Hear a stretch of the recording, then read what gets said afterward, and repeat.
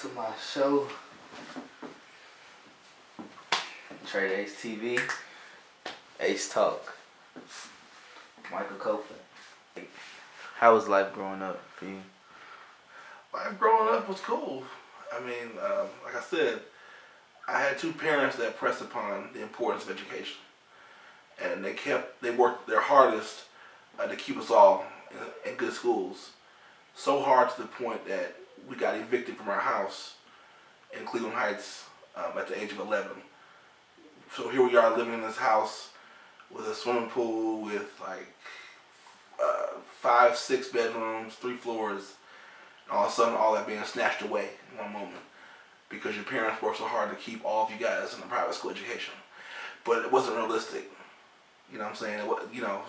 My parents just wanted the best for us, but it wasn't realistic. Then we ended up living with my grandmother and my grandfather, East 116th, so that's the exact opposite of where we were at. So my childhood, with that being said, my childhood was very diverse. I saw the best of both worlds. We went to riches to rags. But it kept me, especially as the youngest, as the rock, everybody always depended on me to do more than everybody else. And especially when it came to emergencies, when it came to the family, it was all to me to hold it down. I was the one feeding my grandfather before he died. I was the one helping my grandmother go through those times. I was the one, that talked to my grandmother right before she died, alone in her house because I was in Nashville. So it's just, my child was very diverse. My grandparents, I spent a lot of time with my grandparents. They ran a foster home for over 60 years and took care of over hundreds of children. So I was always over there helping raise, different kids from different backgrounds and who didn't have a family. And that kept me well-rounded, a lot. So, I mean, I'm just blessed because, I've had so many different experiences growing up. So tell me about, growing up, as a young black man, and give advice to the young black man out there. Even I'm still trying to figure that out at 31 because I definitely don't have it all together. But my advice is to you, young black men, do not give up. Always walk into your future boldly. Don't ever bow down, no matter what people think of you or say to you or try to make you feel. Know that you are a king, know that you are somebody. And always trust and rely on yourself and, just pick those rare few people who you know for sure got your back. You aren't just faking it.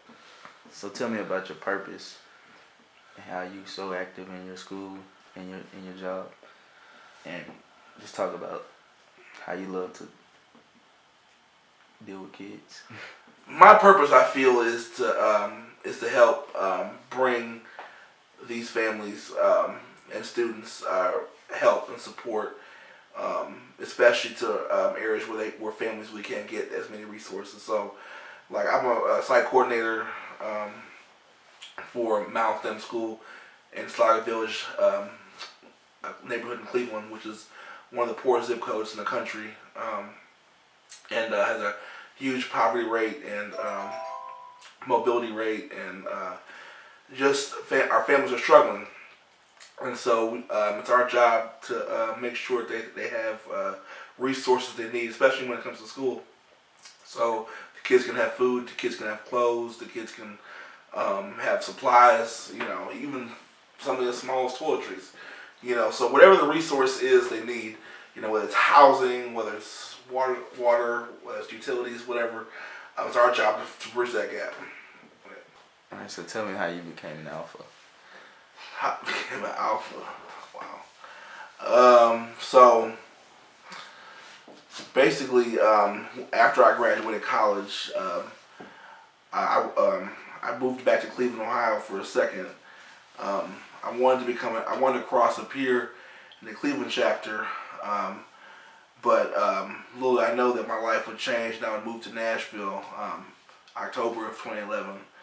So I pursued the journey down there, and I met I was fortunate enough to work with a frat brother who was from Clarksville named Troy Wade, and he introduced me to my sponsor, who was Linwood, and Linwood was director of intake as well for the chapter at that time.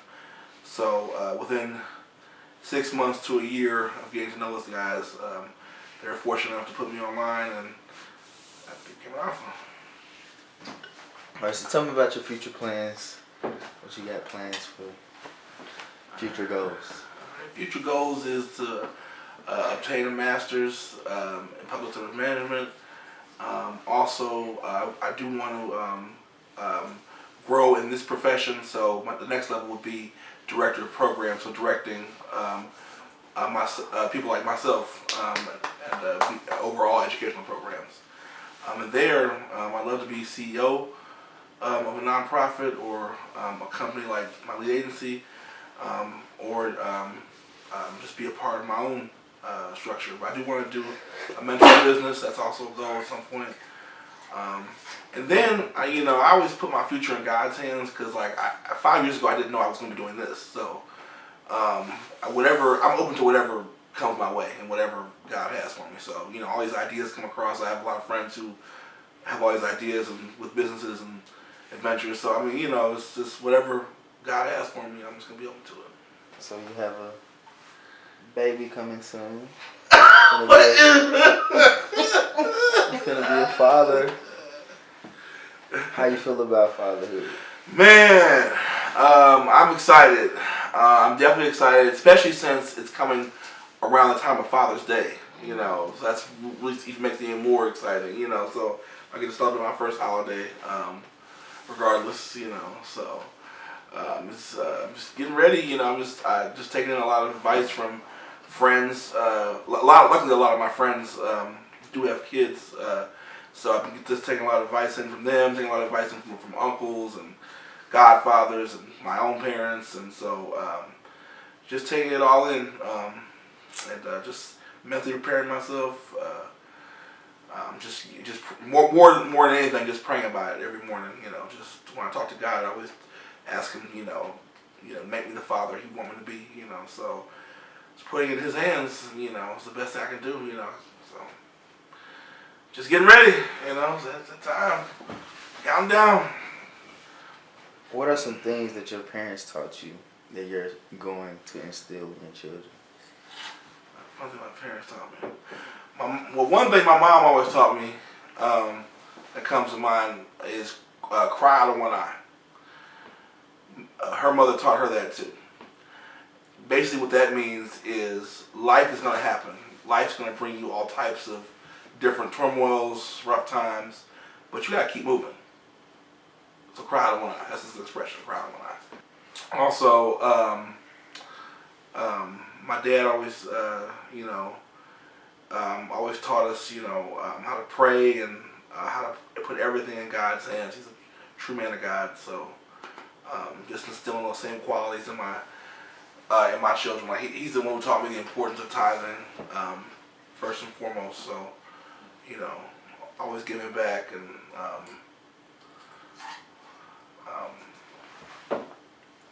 also the importance of education. That my parents always stressed about education, as I mentioned before. So what's the baby's name, and how did y'all come up with it? The baby's name is Michelle Joy Copeland. How we came up with it was Michelle is the female version of my name, Michael, and then Joy, of course, from my wife, and then Copeland because of Copeland. So, yeah, there we go. You hear me?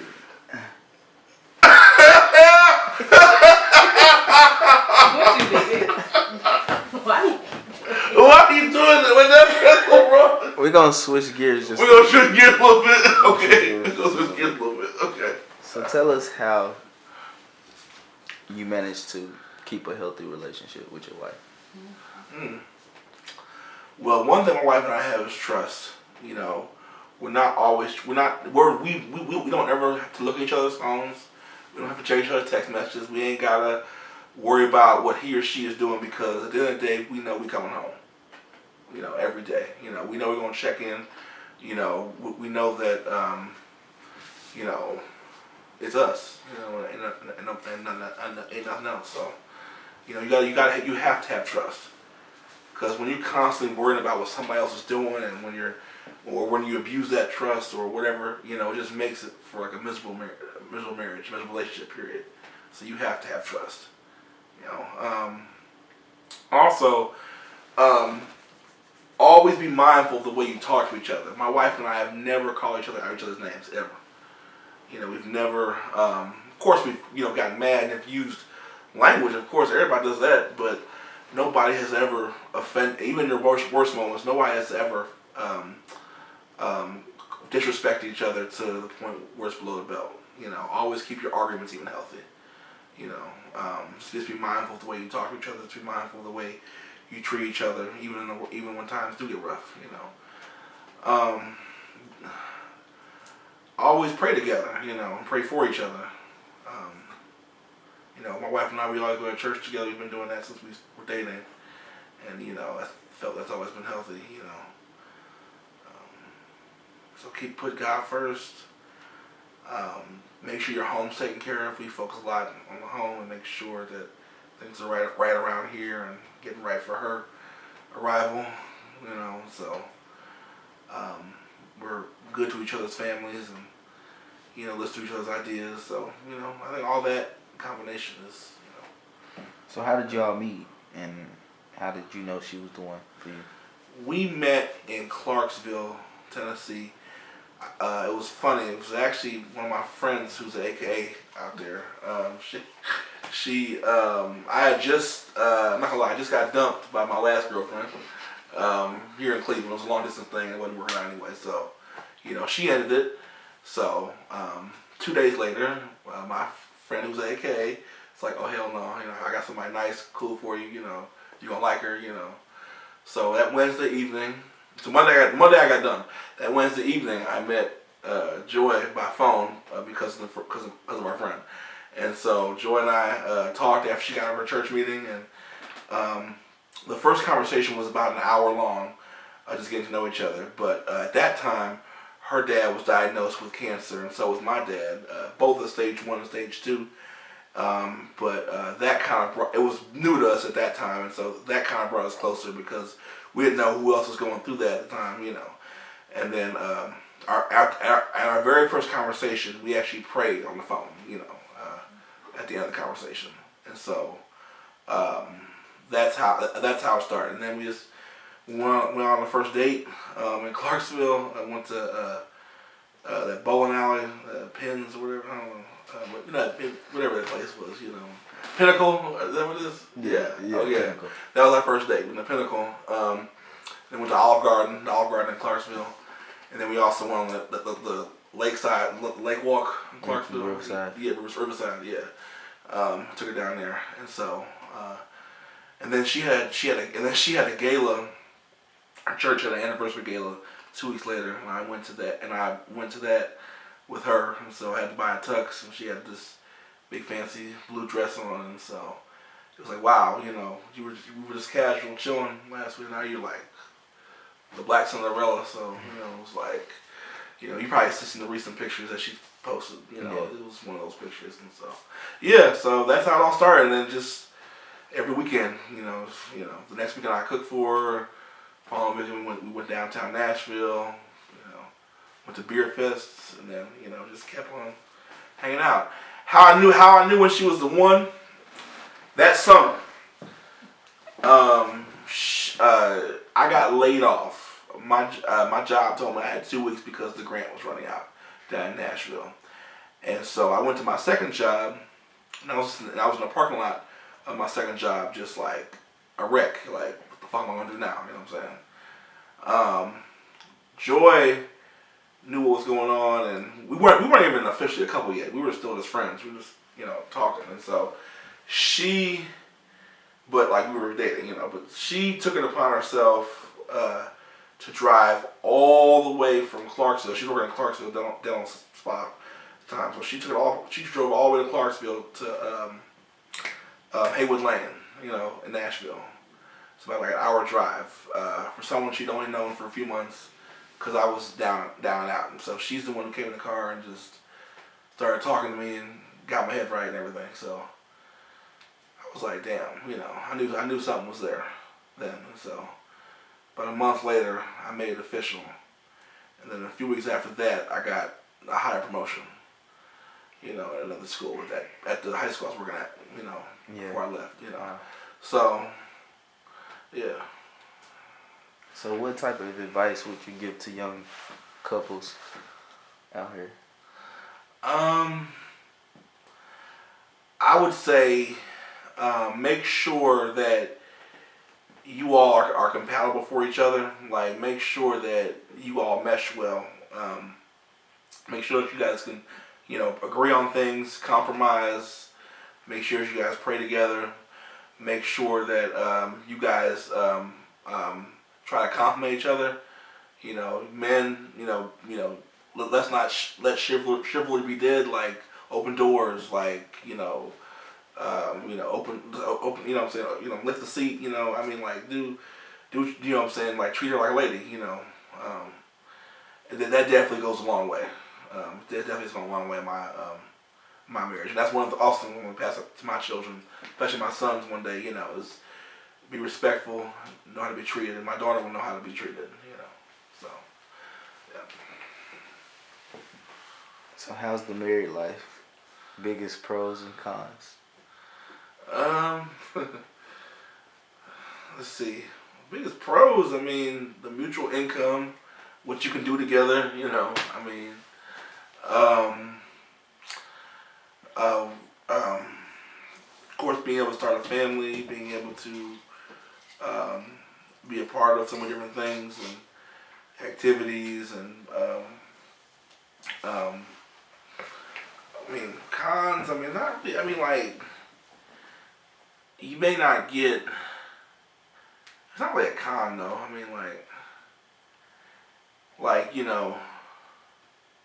Sometimes you may not be able to get the alone time you wanted to yourself because you guys have to do something. Because you're always gonna be with somebody. It just is what it is. So you have to get used to always having somebody there. That's not really a con, but it's like, but it is an adjustment. So we're living together. Did you all date with purpose? Yes. Oh yeah. We we were at the time we were at the age where we're like, hey, late 20s, early 30s, we're we definitely wanted to date with purpose. Yeah. I didn't want to waste our time, and I didn't need my own time wasted. And we'd already been through so much stuff in prior relationships, So kind of go into detail and tell people listening what exactly dating with purpose looks like and what it is. So, dating with purpose means from the get-go, if you think that you're going to be with this person, you start making those moves towards marriage. And basically at the start, on the third date, my wife and I talked about, what our goals were, what we wanted for our life. Do we want kids? Do we want to be married? Do we want a house? Do we want, always be open to have those conversations early. This doesn't mean not trying to scare the other person away, but you do need to be real with people up front and be like, hey, I do have a goal that we want to be married. So whoever I date, that's what it is. So we established that early on. She knew I wanted to be a father one day. She knew I wanted to have a family, and she wanted the same thing. So it wasn't hard. Our situation wasn't that difficult because we knew what we wanted. So just establish those things up front, and then take your time. Don't rush. I'm not at all saying that. Date, enjoy each other, get to know each other. That's the biggest thing. Get to know each other. You don't, but don't make anybody wait forever, and don't lead somebody on if you're not intentional about starting a family and becoming a husband. So do you think there's a such thing as being too young to get married? I think no. I think that of course, we're not trying to marry two 15-year-olds, But like, I think anything, you know, that's past the age of 21, 18, whatever, I think everybody has their own time, and I don't think anybody should dictate that time to people. You know, a person knows when they're ready, whether they're 18, whether they're 22, whether they're 34, whether whenever you know is when you should do it. You shouldn't just wait because people think you should wait. If you know, you should definitely do it. You know, my time just happened to be when I was 27. You know, my grandparents, they did it at 16. You know, I mean, it just is what it is. You know, I mean, everybody has their own time. That marriage lasted for over 64 years. You know.